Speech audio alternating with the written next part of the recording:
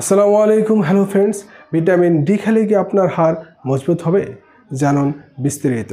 তবে ভিডিওটি প্রথম থেকে শেষ পর্যন্ত দেখুন, like share subscribe and bell আইকনটা টিপুন। ভিটামিন ডি হলো ডেলিভারি বয়, যেটা নাকি অন্তর থেকে ক্যালসিয়ামগুলো হাড়ে পৌঁছে দেয়।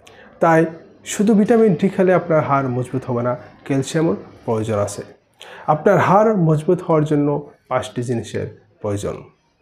প্রথমে হলো ক্যালসিয়াম, যেটা ইটের মতো কাজ করে। ভিটামিন ডি, যেটা ডেলিভারি বয়ের মতো কাজ করে।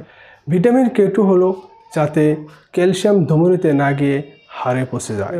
আর ম্যাগনেসিয়াম সিমেন্টের মতো কাজ করে আর ওজন বহন করা ব্যায়ামের প্রয়োজন।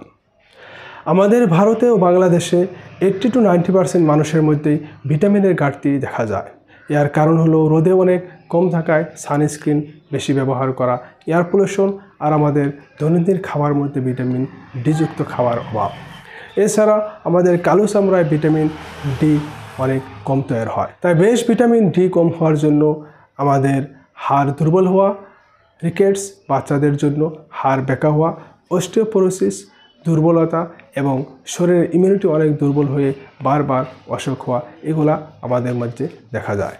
তাই আপনি প্রত্যেক দিন সকাল 9টার আগেই 15 মিনিটের জন্য হাত পা মুখ এগুলা খোলা রেখে রোদ্রে দাঁড়ান। আর আপনি মাঝে সময় মাছ, ডিম, মাশরুম, ভিটামিন ডি যুক্ত খাবার এগুলা বেশি করে খান।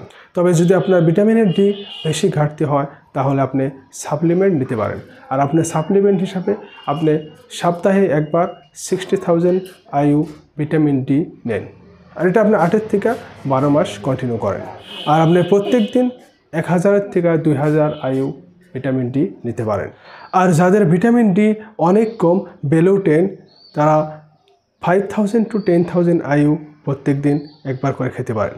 আর সঙ্গে আপনি ক্যালসিয়াম খাবেন। ক্যালসিয়াম খেলে ভিটামিন ডি পূর্ণ কাজ করতে পারবে। অবশ্যই আপনার শরীরে বুঝ নিয়ে একজন অভিজ্ঞ ডাক্তারের পরামর্শ নিয়ে আপনি ওষুধ খান। আশা করি সবাই সুস্থ থাকুন, ভালো থাকুন। ভিডিওটি ভালো লাগলে অবশ্যই লাইক এবং শেয়ার করুন। আজকের জন্য বিদায় নিচ্ছি। নেক্সট ভিডিওতে আবার দেখা হবে। ধন্যবাদ।